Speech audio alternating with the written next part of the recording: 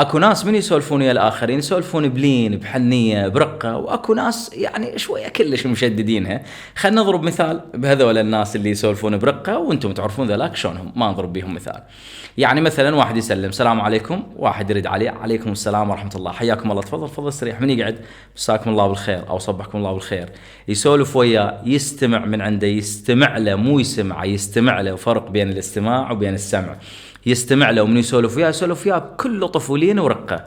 هذا النموذج، ذولاك بعد انتم تعرفونهم، هذا النموذج اهل البيت عليهم السلام، هم حاكين عنهم شيء، هم قايلين لهم ثواب، لهم شيء، لهم كذا، لهم درجه يوم القيامه الله سبحانه وتعالى ينطيهم. لولا هسه واحد يقول يعني معقوله اهل البيت عليهم السلام ما خلوا شيء، ما قالوا حتى هاي؟ اي نعم.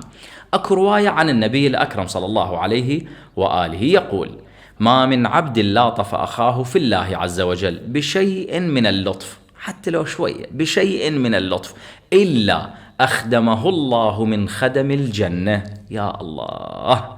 يعني الله سبحانه وتعالى يخلي الخدم اللي بالجنة يخدمونك أنت الإنسان المؤمن، اللي على أقل التقادير من أحد يسولف وياك تسولف وياه برقة بلين بلطف. وهذا كلام أهل البيت عليهم السلام، وهنياله اللي يروح إلى الله سبحانه وتعالى من خلال أهل البيت عليهم السلام. الكلام من كتاب ثواب الأعمال وعقاب الأعمال، صفحة 171، طبعا دار المتقين. دمتم بخير وفي أمان الله.